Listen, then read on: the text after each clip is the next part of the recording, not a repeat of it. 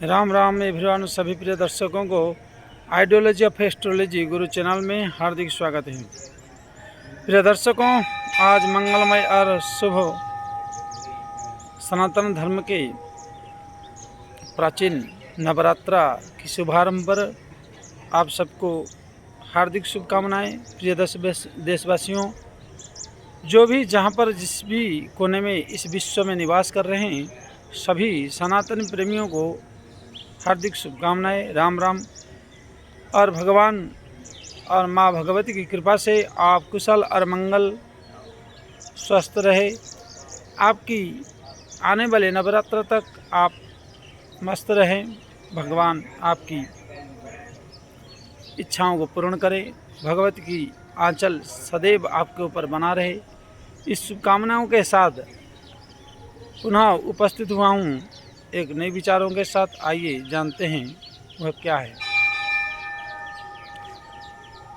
हम प्रतिदिन के भांति नई एक लग्न और राशियों का 12 राशियों का वर्णन करते हुए क्रमशः हम आज पहुंच गए हैं तुला लग्न और मेष राशि। तुला लग्न मेष राशि का क्या कॉम्बिनेशन बनता है, क्या स्थिति बनता है, उसको अगर हम जानें तो प्रिय दर्शकों, हम आगे विचार करने से पहले एक छोटी सी निवेदन रिक्वेस्ट। माँ भगवती की कृपा से माँ भगवती की कृपा पाना चाहते हैं तो जल्दी से जल्दी इस चैनल को लाइक सब्सक्राइब शेयर अवश्य करें, कमेंट करें। अपना मतामत अपने विचारधाराओं को भी आप दे सकते हैं, क्योंकि यह सनातन धर्म की विचारधारा है। तो हम प्रिय साथियों, यहाँ देखा जाए लग्न तुला अर्थात राक्षसों का गुरु शुक्राचार्य शुक्रदेव और राशि देवता जो मंगल प्रतिनिधित्व करते हैं, जो सेना कारक हैं। यहाँ पर सूर्य अगर बैठे राशि के साथ चंद्रमा बैठता है सूर्य के स्थान पर राशि में, मेष राशि में, तो चंद्रमा यहाँ बैठने पर मंगल का प्रिय है, मंगल का मित्र ग्रह है। और उधर चर लग्न, यह व्यक्ति काफ़ी उन्नति, चंद्रमा अगर पक्ष बल हो, चंद्रमा की अगर डिग्री वाइज ठीक हो, तो मान के चलिए कि चंद्रमा के अगल बगल कोई ना कोई ग्रह हो, छठे भाव में या दृष्टि हो। छठे भाव में अष्टम भाव में ग्रह होने से अच्छा कि बृहस्पति और शुक्र का किसी भी तरह इनके ऊपर दृष्टि पड़ता है चंद्रमा के मेष राशि में। तो प्रिय दर्शकों, ये जीवन की सबसे बड़ी सुख है तुला लग्न और मेष राशि वालों के लिए, क्योंकि तुला लग्न मेष राशि वाले यहाँ चंद्रमा बैठकर एक तो पार्टनरशिप मतलब किसी से भागीदारी में व्यापार करना, भागीदार में कोई भी कार्य करने पर फायदा होना, भागीदार में बैठकर कोई भी चीज़ को हम अगर करते हैं तो हमें अति लाभ, और अति लाभ कहने से भी कोई मतलब छोटी पड़ेगी और पूर्ण लाभ का ही माना जाए। सबसे इनके जीवन में बेहतरीन यह है कि इनकी पत्नी, जिसको गृह मंत्री कहा जाता है, पत्नी महारानी की पूर्ण साथ 100 में एक कोई गलत निकल जाए उसका गिनती नहीं, परंतु 100 में 100 अगर कहा भी जाए तो कोई कमी नहीं। इसलिए 99% इस व्यक्ति को पत्नी, और औरत की हो तो पति, मतलब आज्ञा अनुसार और फायदा देने वाले, उन्नति देने वाले, विचारों को समत्व देने वाले, ये नहीं कि कोई भी बात काट दे, कोई भी बात छांट दे, ऐसा नहीं। सबसे बड़ी प्लस पॉइंट इनकी तुला लग्न और मेष राशि वाले।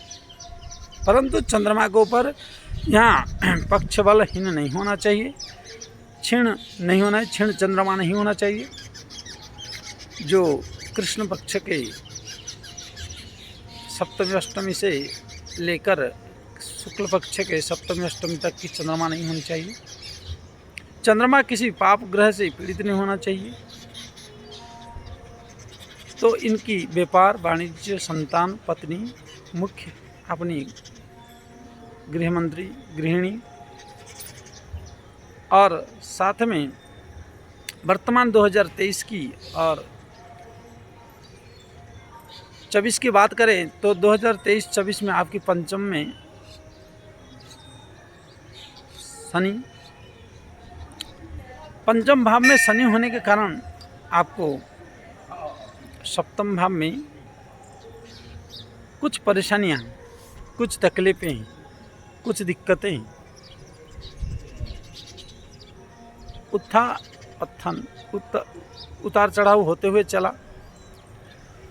और आज तो पुनः शनि देव भगवान अपनी पुनः पुराने नक्षत्र में बकरी होके रिटर्न हो रहे हैं, बकरी अवस्था में ही। तो आपके लिए तो इतना घबराने की बात नहीं है, परंतु यहाँ दिखाता है, दर्शाता है कि कहीं ना कहीं आपकी आय भाव में इफेक्ट थोड़ा करेगा, क्योंकि जिसका बकरी शनि हो उसके लिए बहुत बढ़िया। तुला लग्न मेष राशि हो परंतु बकरी शनि हो तो उनके लिए फायदेमंद है। परंतु जिनकी लग्न, जिनकी राशि और ये हो, बकरी ना हो, सीधी मार्ग में चलने वाले हो, तो वहाँ कुछ ना कुछ दिक्कतें, वहाँ कुछ ना कुछ परेशानियाँ शनिदेव खड़ा करेंगे। लेकिन जीवन में अंधेरा भी ना हो तो उजाला का कैसे महत्व पता चले। जीवन में उतार चढ़ाव ना हो तो फिर भी जीवन जीवन नहीं है। इसलिए ये भी बहुत ज़रूरी है। प्रिय साथियों, प्रिय दर्शकों, तकलीफ होता है तभी हम दूसरे को समझ पाते हैं। तकलीफ क्या चीज़ है इसको जब जान लेते तो हम दूसरे को मानते हैं। फिर देवता सब तो अपूज्य रह जाएंगे, जो योग्य व्यक्ति है वो सब अपूज्य रह जाएंगे।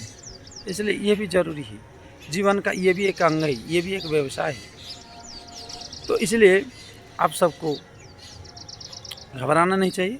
कुछ दिन अभी नवंबर तक रहेंगे बकरी, और नवंबर के बाद मार्गी होने के बाद शनिदेव पुनः आपको खुश और उन्नति सद्मार्ग देंगे। लेकिन जो व्यक्ति की शनि बकरी पहले से हैं, बकरी काल में जन्म लिया है, उसको डरने की कोई आवश्यकता नहीं, कोई डर नहीं। इसलिए प्रिय दर्शकों, आज आपकी शुभकामनाओं के साथ यहीं विराम करते हैं। इस राशिफल को, इस जन्म राशि को, तुला लग्न और ये को जाते जाते आपसे एक छोटी सी निवेदन, लाइक, सब्सक्राइब, शेयर अवश्य करें और अपनी मतामत, अपनी विचारधारा कमेंट में दें। और हमसे अगर हमारे विचारों से प्रसन्न हैं, पसंद आए तो लाइक और सब्सक्राइब, शेयर अवश्य करें, कमेंट करें और हमारी टाइटल के नीचे दिए हुए नंबरों पर संपर्क करके अपनी जन्म कुंडली अध्ययन करा सकते हैं, कर सकते हैं ऑनलाइन। इसलिए प्रिय दर्शकों, जय श्री राम, राम राम।